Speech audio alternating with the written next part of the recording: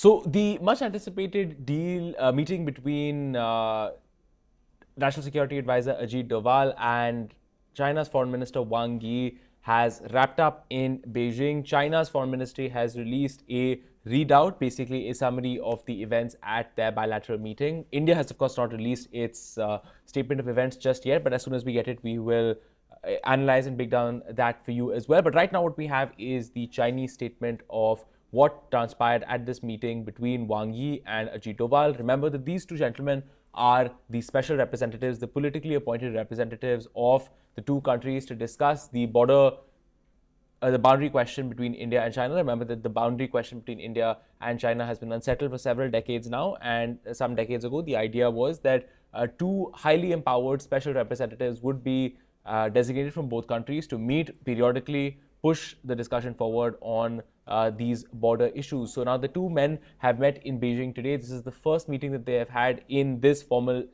special representative format since 2019. So it's been about 5 years. It's not to say that the two men had not met in the 4 years since the Galwan Valley clashes happened, but this is the first time in 5 years that they're meeting for a sit-down, structured conversation as special representatives on this key issue of the border. But of course, front and center during the conversation today between Wang Yi and Ajit Doval was the question of what happens now on the India-China border. Just a little while back, we saw External Affairs Minister S. Jaishankar come out and say that disengagement on the border, that is the pulling back of forces from what was being called in the media a eyeball-to-eyeball confrontation, has been achieved. Patrolling rights have been restored, and that was a deal that was announced in October. And Dr. Jaishankar, of course, also saying in Parliament just a little while back that actually disengagement has now been completed, and we now have to move on to other steps, such as pulling troops further back and perhaps even de-inducting them and removing them from the strategic theaters that they were inducted into after the Galwan Valley clashes and after April, May, June 2020, when large numbers of Chinese troops moved into areas that India patrolled traditionally and blocked access to them. India then, of course, in response, increased the number of troops that it had on the border with China. China also responded to that, and then we had a border crisis that lasted for 4 years. But now disengagement has been completed. But what happens now? And that was what the two special representatives, Ajit Doval, India's National Security Advisor on one hand, and China's Foreign Minister Wang Yi on the other, meeting to discuss this extremely key issue. Now, we only have the Chinese readout, so only the Chinese version of events so far, so keep that in mind. But from the Chinese version of events, a 6-point consensus was achieved during this meeting between Wang Yi and Ajit Doval. I'm going to walk you through what these 6 points are. So the first point, broadly speaking, is that according to the Chinese, what was agreed was that the border should not affect the broader relationship between the two countries, and implementation work on ensuring that the solution reached on the border should continue. But very interestingly here, the point that is of great interest to the Chinese is the Chinese have always been saying that, look, yes, we have troubles on the border, but we have a broader relationship that includes what's happening in South Asia. We have climate change, we have political relations, we have organizations like the BRICS and the SCO, we have our bilateral trade relationship, we have technology. Should we really sacrifice all of that because we have some tensions on the border? That is China's whole view of things, that we have a very, very broad relationship, and because we have tensions on the border, we should not allow that broader relationship to get derailed. But India's view is that, look, this is a Chinese ploy, that the difficulties on the border are an absolutely key, absolutely core strategic question for India, given the fact that India's territorial integrity is a #1 foreign policy priority. China cannot simply waltz into Indian territory, be responsible for the death of 20 Indian soldiers, and then expect everything else in the bilateral relationship to continue as it once was. So India has held firm and said that, look, the bilateral relationship will essentially remain abnormal, will remain frozen until you address the border question, and India has held firm to that position. Now, of course, on the 6-point consensus, at least according to the Chinese view, and I cannot stress enough how much I have to point out, this is the Chinese readout of events. It may differ significantly from the Indian version of events, because, when you put out a statement of what has happened, you often like to highlight things that are of priority to you, and you sometimes do not highlight issues that are of priority to the other side as much as they would like. So, sometimes you come away reading two different bilateral statements and saying that, okay, there are some differences in emphasis, but this is what the Chinese are saying is happening. So just going back to that, the Chinese saying that it was agreed that work should continue on ensuring that border tensions continue to come down, but also that the border should not derail the entire relationship. But this is a Chinese talking point, so we don't know how correct it is, but that's the first point.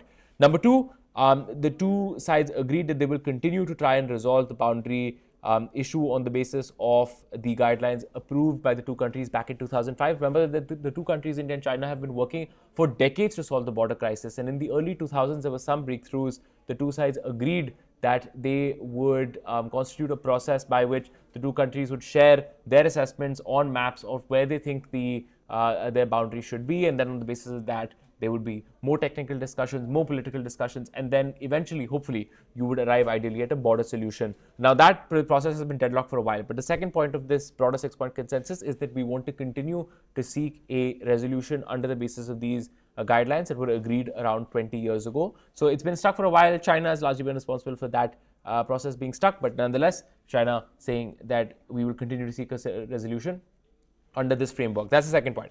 The third point is that we need to strengthen confidence building measures on the border. Remember that for the last 30 years, there was the Border Peace and Tranquility Agreement, the BPTA, that essentially regulated how the two countries and their military forces would interact with each other on around the line of actual control, how patrols should go, whether they should be armed, what happens when Indian and Chinese patrols come across each other, how should they behave with each other. Really a detailed agreement that lays out what the procedure should be when the two countries come across each other on the border and how that disputed boundary should be managed to prevent any flare-ups.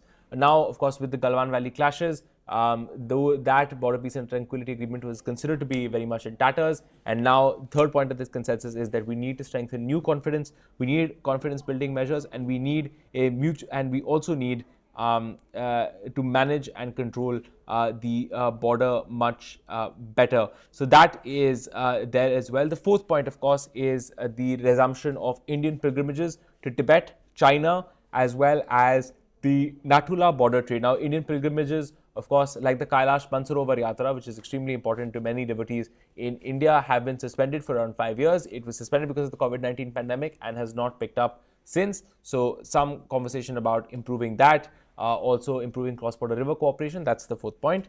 The fifth point, of course, is to strengthen China-India working mechanisms on the military side and the political side, basically enhancing bilateral dialogue. And the sixth point is that next year, a new round of special representative talks will be held in India, and a date will be selected later. So, of course, the meeting right now happened in Beijing, and then there's going to happen another one's going to happen in India. So, basically showing that this special representatives mechanism is back to stay.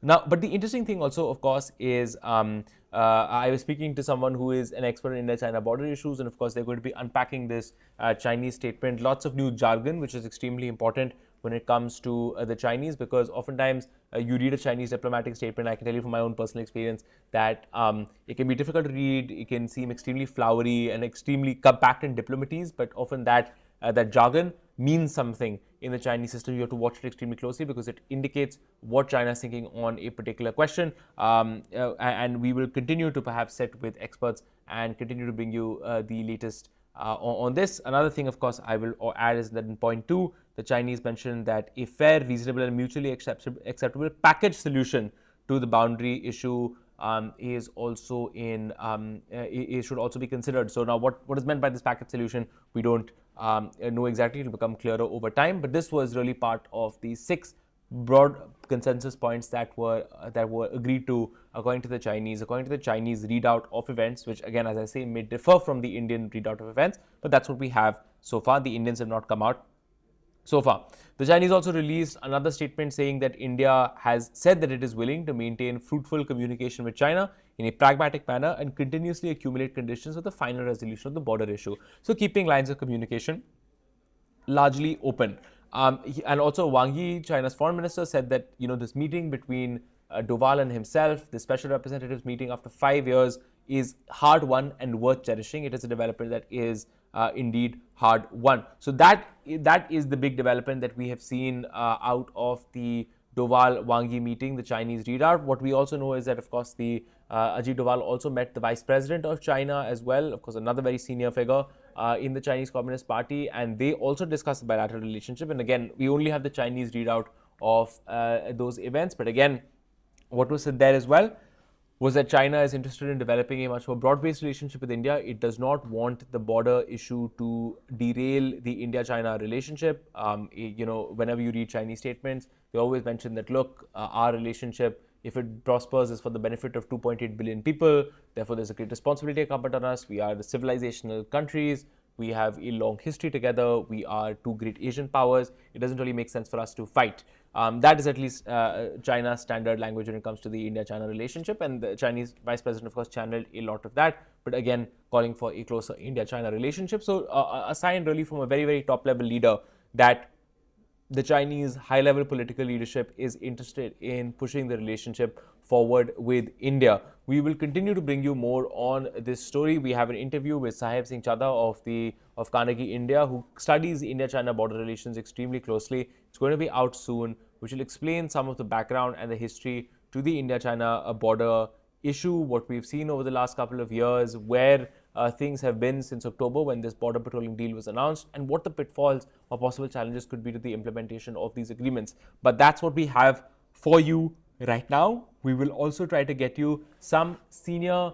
scholars, some ambassadors, some journalists who are very, very familiar with the India-China question to unpack the statement with us, unpack the Indian version of the meetings as well, and then also come to you with a clearer sense of what was achieved at this meeting between the special representatives Wang and Ajit Doval, the first meeting between these two functionaries in 5 years in this particular format. Thank you so much for joining us on India Today Global, and we will keep you updated as promised on this story.